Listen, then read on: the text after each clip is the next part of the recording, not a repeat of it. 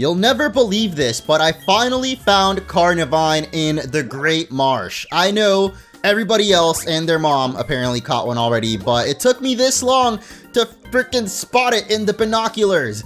But there it is. It's real. It's not a mythological creature. Now all that's left to do is just find it in the grass, and would you look at that? Thank you, editing, for making this so easy.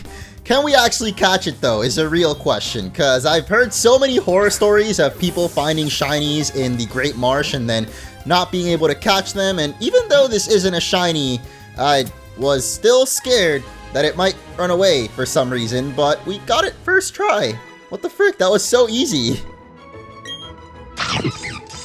What is up everyone, and welcome back to Pokemon Brilliant Diamond and Shining Pearl. Last episode, we caught ourselves some of the rarest Pokemon of Sinnoh, Gible, and Riolu over on Iron Island. But today we're going to be continuing with the story by running around Eterna City like the lost little British boy that we are. I was curious if you could actually nickname Pokemon that you received in a trade in this game, because I think that's a thing in Sword and Shield, but it's not a thing anymore, even if the Pokemon hasn't been nicknamed before, which is kind of a bummer. So smash that like button to help Tiny Tim out, and maybe I'll bring back the little British accent in the next episode. So first things first, we gotta hatch this little Riolu, who's just an egg right now, but if you actually have a Pokemon with the ability Flame Body, as Magmar does, and I believe also Ponyta is a more common one you can find in both versions, you'll actually be able to hatch eggs faster. So now it's time to spin! Wait, I wanna have that one Pokechap. Oh, that's another thing I learned. Apparently, if you push in the right analog stick, you can change the Pokechap without having to actually open it up full screen. So thank you for that quick tip in the comments. That's really handy. So we're gonna reset the step counter and just go around in circles for a bit, which is not great for your thumb or analog stick. I'm too fast to be alive. Magmar can't handle my speed. Oh, what the heck? That was so quick. 700 steps? Nah, there's no way, bro. I did walk around a bit more, like while trying to hatch my honey trees. So maybe I want to say like 1,500 steps total, and we've got ourselves a Riolu. So cute. Don't let it hear you say that though. It's not gonna be happy. So this Pokemon actually evolves by leveling up at max happiness. So of course, we're gonna give it that good old Soothe Bell. Of course, you also want to walk together. That will give you some happiness. Look at that little ninja dude. Naruto running. Another thing we can do to raise Pokemon's happiness is in Veilstone City, right by the gym, you will find this lady who will give your Pokemon massages. And that will actually increase their happiness by quite a bit. So let's go ahead and grab Lulu. Let's get started, sweetie. Just relax. Nothing sketch at all. Oh wait, what the heck? I forgot you also get stickers for doing these. So once a day, she will massage your Pokemon, and that'll make them nice and happy. So hopefully with a couple more battles, we're gonna have ourselves a Lucario. And you know what? While we're here, we're gonna hit up my favorite shop with the most amazing music that I can't help but dancing to every time. Oh, okay, my dance ain't working out. But anyway, we're heading up north in today's episode, so I think it's time we dress a little more appropriately. Not the Pikachu hoodie, we're actually gonna go for the winter style outfit. Oh no, he can't hear us. He's got his headphones on. Now we're ready to head down to Lake Valor to see what's causing a ruckus with Team Galactic. We got some reports that there was an explosion, and even though it's probably faster to get here from Pastoria City, we're already here in Veilstone side, so poor little Riolu is going to be teleporting because Pokemon, like this area was just not built for following Pokemon. Happened last episode too with, I forgot what team member exactly, but speaking of team members, we got to update our party. A couple episodes ago, I asked you guys which Pokemon you most wanted to see added onto the team, and maybe not surprisingly, most people said Benny, which was already kind of on the team, but I guess you guys really want me to keep it like on the final team versus the Pokemon League, so for sure, Benny's gonna make a comeback. The other comment I noticed the most was people asking me to get a fire type. And I totally would, but the only option is Houndoom, and I guess Ponyta and Magmar, but I don't really want to use. We did get a couple of comments hyped for Electivire, and as far as I know, Travolta here can actually learn a couple of fire moves, like Flamethrower, which you can actually get at the Veilstone department store. So we're gonna go ahead and teach that over to Travolta, and that way we'll at least have some fire coverage on the team. And yeah, I'm definitely getting rid of that Feint, dude. That does absolutely nothing. So a 1, a 2, a 3, and now we finally got some fire type on the team. Or at least a fire move. But the final team member that I saw a couple of comments for was Frostlass. And I did have another ice type in mind, but at least for now, I don't mind trying out Yukina here and kicking things off with a double evolution. So we're gonna get Benedict back in here, Yukina on the team. Definitely check out that last episode if you missed it, because I showed off where to get both the Dawn and Shiny Stone, which as you can see, we now have 2 of in our bag. Definitely not due to any cloning shenanigans. Anyway, we're first gonna use our Shiny Stone on Benedict and have ourselves one of the greatest evolutions of all time. Ever since Togekiss was first introduced, it has been annoying people in battles with its Serene Grace and Air Slash. You just flinch Pokemon left and right, and I'm so excited to do that to Cynthia. And upon evolving, it will be learning that crucial Air Slash. As you can see, it may make the target flinch, and the Serene Grace ability makes that likeliness even higher. So I think I'll finally get rid of the Yawn, even though it can be helpful for catching Pokemon. I mean, I should have actually gotten rid of like Double Edge or Metronome instead. Whoops, too late now. Let's go for another evolution as we give the Dawnstone over to Yukina, and little Snowrunt can stop shivering. It's okay, buddy. You're gonna be nice and big and strong now. No longer have to fear of whatever it is that you were shivering about before. 'Cause now, you're a strong, independent Frostlass. Also, such an awesome design for this Pokemon, and upon evolving, I guess it'll be learning Hail, which also works really well with Frostlass's ability. This is gonna be our team for today. It's looking absolutely stacked, dude. Like, these Pokemon are kinda crazy, except for Lulu, which, you know, we'll see what happens with that after a couple of level ups. But the last thing I wanted to do is actually swap the Pokemon on my ball capsule. I'm sorry, Luxray, we've got a new electric type on the team, which is, of course, Travolta. We're gonna give you that. Boom! That looks pretty cool. Could be better, but, you know, I'll work on those for the next episode. It's time to focus back up on the story. And what the heck? Where did little Lulu go? You're kidding me, dude. We really can't bring Riolu with us, like, here? I understand in buildings, but this is outside. I mean, sort of. We are inside of a crater, technically. More specifically, the crater of Lake Valor, which has been blown up by Team Galactic and left us with this. A Magikarp is weakly flopping about. Bro, this actually looks so cool in the remakes. Like, you can actually see where they blew up down the lava and stuff. Oh, I didn't realize we were gonna have to fight some trainers already, but I should have expected it. Not really too excited for it, because Team Galactic don't have the most inspiring Pokemon. But as long as it's not Wurmple, I'll be happy to take you out. And there we go, Lulu already hitting level 11 off of that. I want to get some predictions right now. What level do you guys think this Riolu will be evolving at? You don't have to comment it or anything, but just in your head right now, have a guess. I'm gonna say level 25. I feel like it should have enough happiness by then. Maybe I'm actually highballing it a bit, because we did give it the massage earlier too, so I'm gonna say 22. Final answer. It's not really that different from what I said earlier. Oh god! Unfortunately, we couldn't one-shot this Krogunk, but the revenge is not quite gonna take us down, so that's good. Are you kidding me? We really missed? Lucky level 13 for Lulu, and already learning counter? No thank you. Definitely gonna grab that Aura Sphere when it does learn it. Okay, for a second I thought it was gonna evolve already. I would have been so shocked, dude. Like, imagine a level 10 Lucario. Technically, it's possible. You could even get a level 2 Lucario if you just do all the alternative ways of, like, gaining happiness. Wait a minute, I think up there is where we progress. So let's go down this way and see a whole herd of flopping Magikarps. Oh, I feel so bad for them, bro. Even Team Galactic has no use for Magikarp. Worthless, all of them. Hey, come on. They at least make for some good seafood. I know for sure people eat Magikarp in the anime. And even in the games, there's like Slowpoke tails, so I feel like there would probably be some kind of Magikarp delicacy, and I totally forgot to heal, didn't I?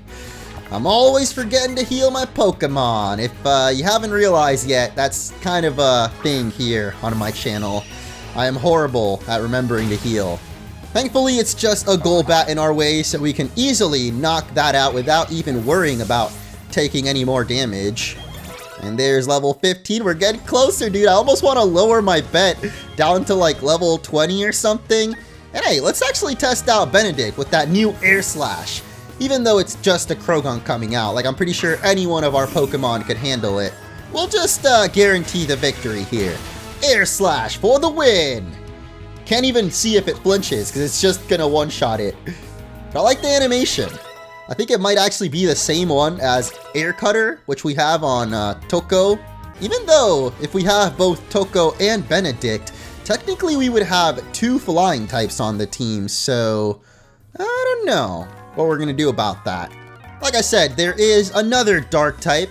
Well, there was Houndoom, which a couple of people wanted me to use, but there's even another one that I'm thinking about catching later in the episode. And actually earlier I might have said Ice type too, so yeah, it should be pretty obvious. If you can't guess what I'm talking about, then I don't know. We got a lot of level ups here. Lulu at 18. We're getting closer, dude. I'm feeling it coming. And seriously, bro? Still got another one? You know, I've actually always wondered if these grunts are the same grunt that you keep continuously seeing throughout the playthrough or the story. Because they have the same Pokemon, right?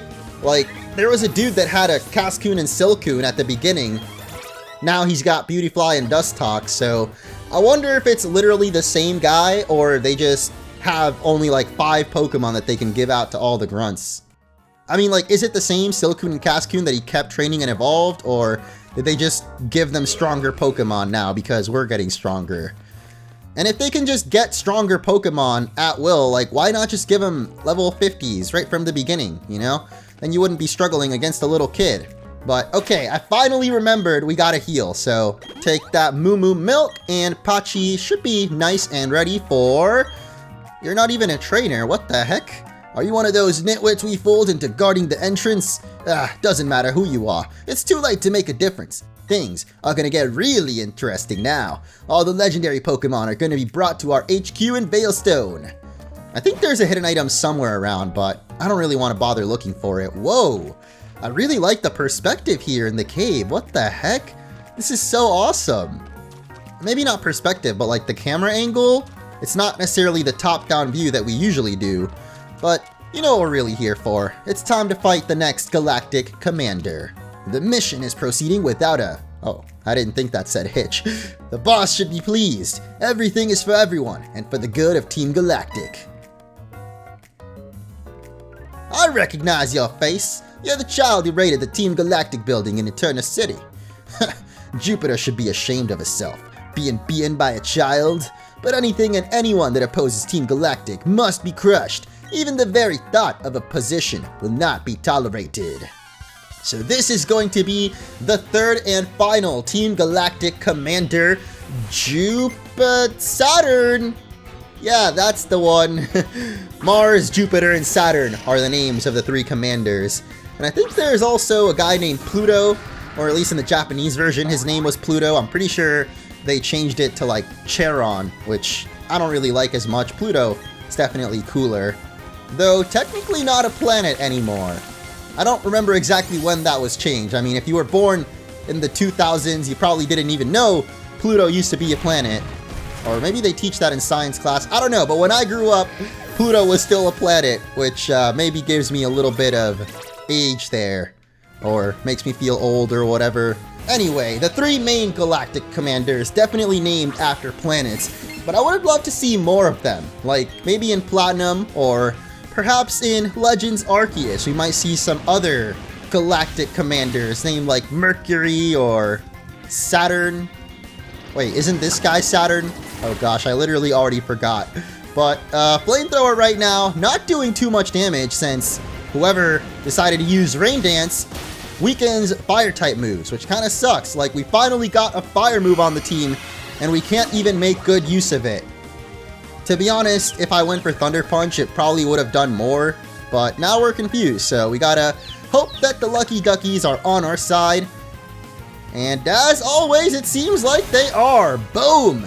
Knock that Bronzor into the stratosphere, or beyond, to outer space. Now finally Saturn's gonna have a Toxicroak, his ace Pokemon, which a couple of episodes ago, I actually tried to guess if that's what it would be, and it looks like we were right, as once again, the Lucky Duckies. Heck yeah, dude. Oh, but the revenge is coming. Jeez Louise, that hurt, bro. And the critical hit plus the dry skin means it's gonna be healing. Yeah, we are not letting Travolta die right now. Sorry, dude. I know you really wanted to just finish the job, but I didn't want to risk the confusion either. Like, if we got hurt in confusion there, we would have been done for. So, not gonna risk it. Just bring out the Togekiss. And unfortunately, Toxicroak is gonna continue to heal with that dry skin, which is one of the perks of it, but you have to set up the Rain Dance first. You know, it's a little bit too much work for me, which is why we ended up not keeping Toxicroak on the team. I'm also not trying to copy Saturn's swag, you know. It's his ace Pokemon, his signature, not mine. You, my friend, are tough. I can see why you defy us so. So what? I'm still a rock star. I got my rock moves, and I command. Only managed to buy us time, but that's fine. A child like you will never be able to stem the flow of time. Team Galactic will get the 3 legendary Pokemon of the lakes. With their power, we'll create an entirely new universe. By now, Mars should have captured the Pokemon of Lake Verity. Oh, just disappears. I guess he must be using the same hacks as Riley. That was real interesting last episode, by the way. But yeah, we still have a little bit of a chance to explore this place, and I'm pretty sure there is a hidden item somewhere around. This seems like it would be the spot, but apparently it's by the pile of Magikarps. Oh, there we go. Get ourselves an HP up, and that is an item you can actually miss entirely because this area is only available right now. Of course, normally this is a lake, but since Team Galactic blew it up, now we have all these Magikarps flopping about, in case it wasn't obvious.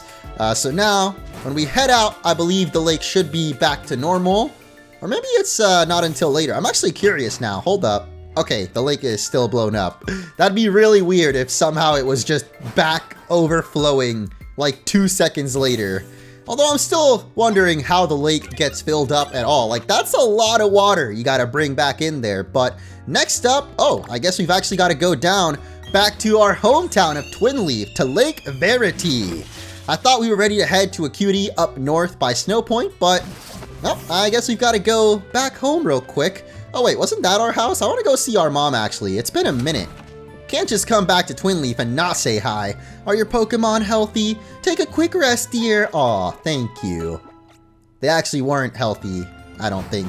At least Travolta was like half dying, and Patchy, you know, sustained some damages, but I think I did actually heal him at least. And yo, Naruto, come on, keep up. Oh, the music again. Oh, I love it. I'm feeling nostalgic. And right into the tree, we will find Professor Rowan. What timing! Those Team Galactic scoundrels are after the legendary Pokemon. You've got to help Dawn. How are you not being seen by this grunt right now? Like, shouldn't you guys be battling? Maybe that grunt already lost, actually. But you might notice 2 more grunts side to side here. And as soon as we step forward, it's our mission to stall you. Sorry, but we gotta do our job. I don't blame you, dudes. You've been brainwashed, clearly.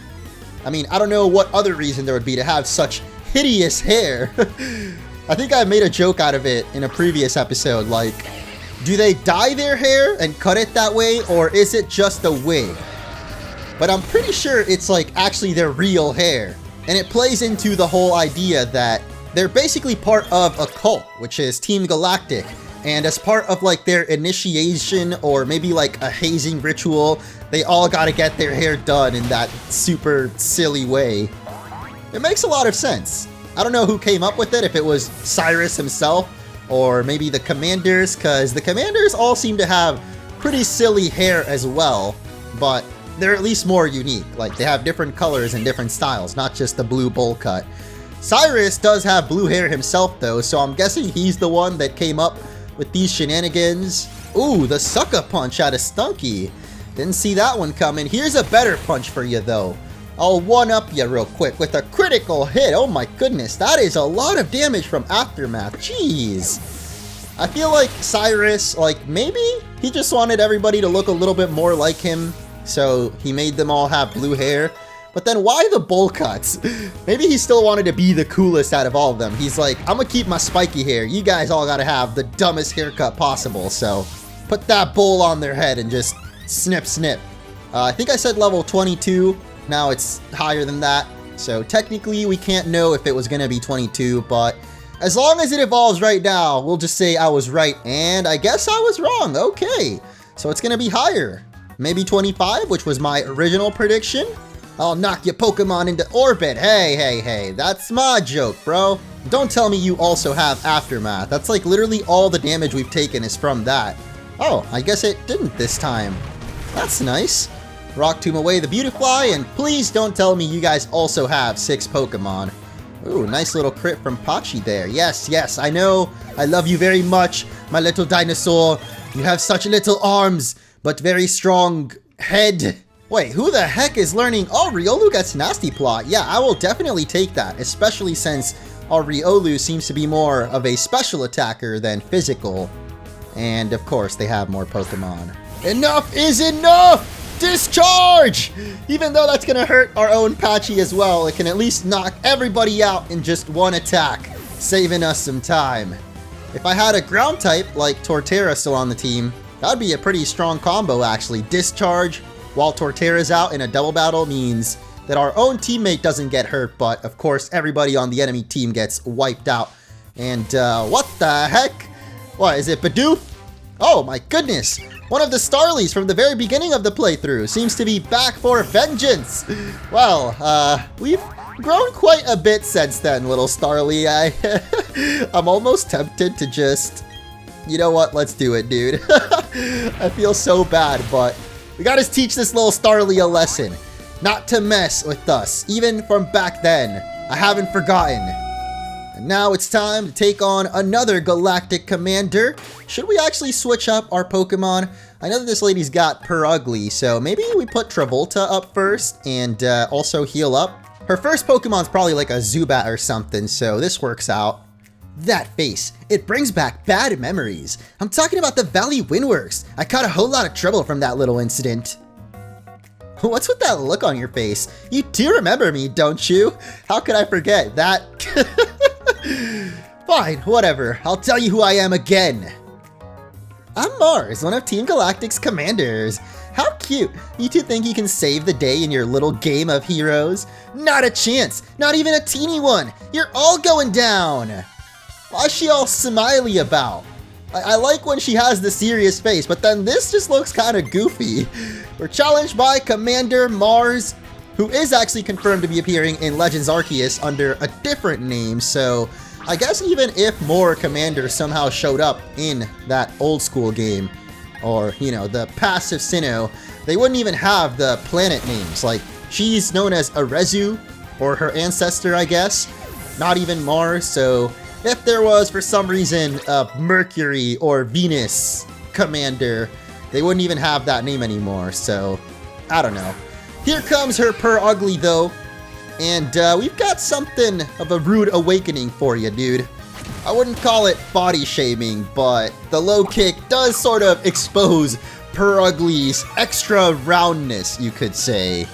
You've been feeding your Purugly a couple too many puffins, Mars. Low kick did a lot of damage there. I'm sorry, I'm trying not to be mean, but like, Purugly might need to get on that Zumba. Or 90 day... What was that thing called? I used to do it, like P90X? Yeah, that thing is intense, dude, actually. I do not recommend it if you're trying to just start working out. It's pretty intense. But I mean, it definitely gets results. I lost again. So first it was Valley Windworks, and now it's Lake Verity that I owe you for. This shouldn't be happening to a Team Galactic commander. Calm down, Mars. Yes, breathe. In through the nose, out through the mouth. I've done my part in all of this. My mission was to transport the lake's Pokemon to HQ. That's right, I accomplished my mission without a problem.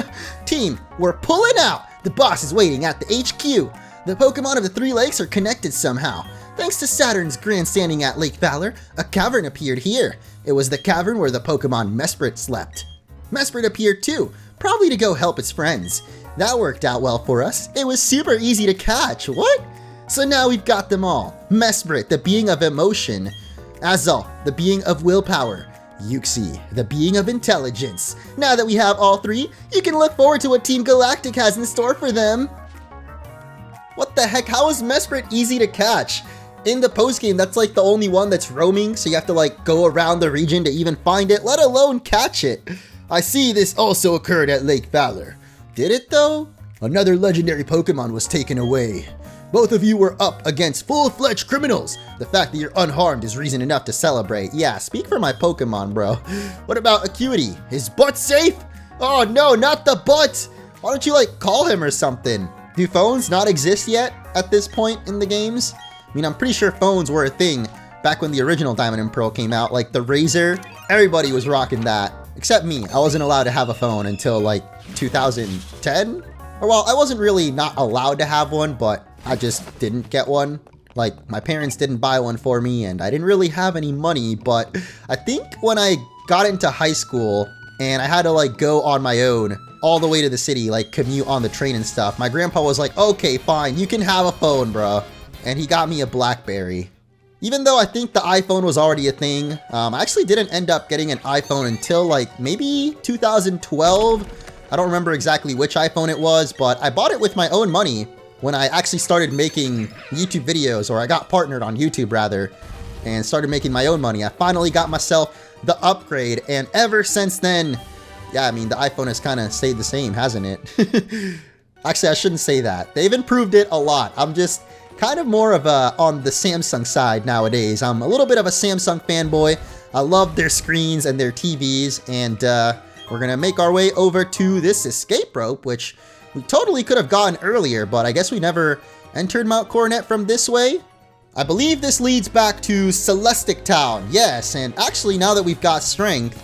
Oh, what is even the point of this rock right here? It wouldn't do anything.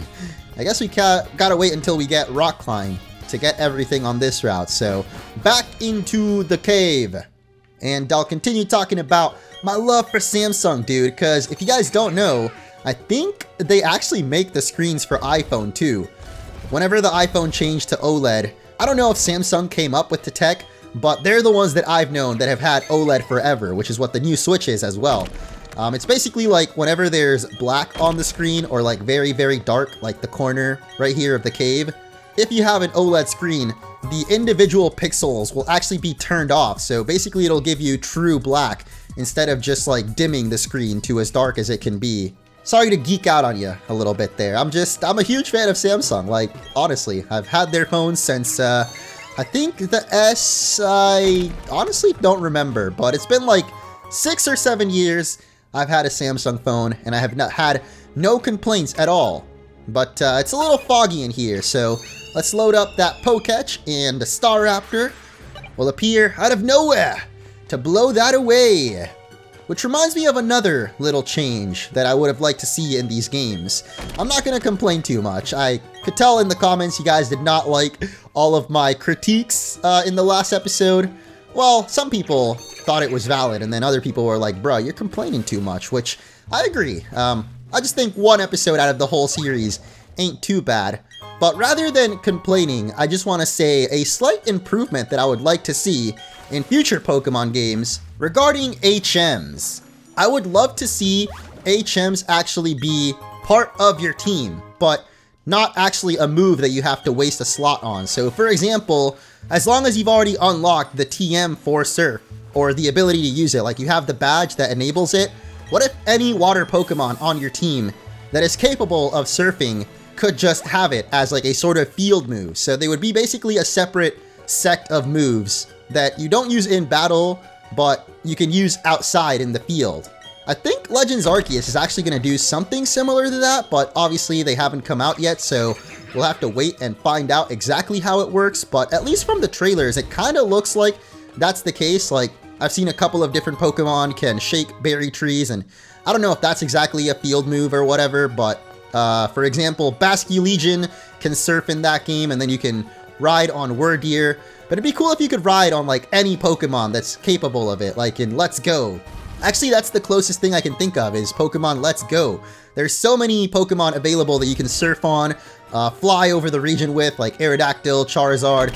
Another good example are the Pokerides from Sun and Moon that you could kind of summon like in this game, but basically I would love if it could be Pokemon from your team that help you out instead of random ones. But obviously without needing to use up the move slot like with HMs. Although some HMs can be good like Surf, but you could always keep those as just TMs like in this game. Hey, a rare candy! We didn't actually need to smash the rock for that, we could have just come from this angle, but at least we got it. But yeah, it would be cool if in the future, like, I don't want them to totally get rid of TMs or HMs. Well, technically HMs have already been turned into TMs in this game, but just field moves that you use outside of battle, as we finally make it to Route 216. And it is quite snowy over here. Look at that, our character just went down into the trenches to get this full heal. I love that, dude. And this is why we dressed appropriately for this place. And actually, now that we've made it, I'm not going to spray any more repels because this is where we can finally find our next team member. Or at least a Pokemon that I was considering to get onto the team. So yeah, we're going to not spray that. I'm fully kitted and equipped. Anytime we'll be fine. What are you talking about, girl? And yo, I've just realized our Riolu still didn't evolve. I'm pretty sure it's past level 25, and I hear some like little twinkling sounds in the back. Did you guys hear that too? I think it's gone now, but towards the beginning there, I could hear a little twinkling. That was really cool. Kind of to show that we are in the ice zone now.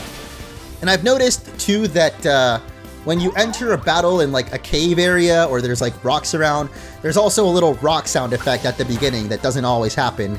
And then obviously when you're in a field, it does like the little grass shaking sound. So little things like that in the sound design, I really appreciate about these remakes actually. Pokemon never misses with the music, dude. That's like the one department that you can constantly expect greatness to come out. And speaking of coming out, we've got a Graveler? Come on, man. What are you even doing up here? The Great North is still home to just as many generic Pokemon as before, it seems, but there's definitely some new stuff we can catch in these upcoming routes. Just maybe not in this route specifically, but coming up, there's definitely more, so we'll just be patient as we take on this man and his Ambipom. I do like that the Pokemon of the trainers are getting more diverse, for sure.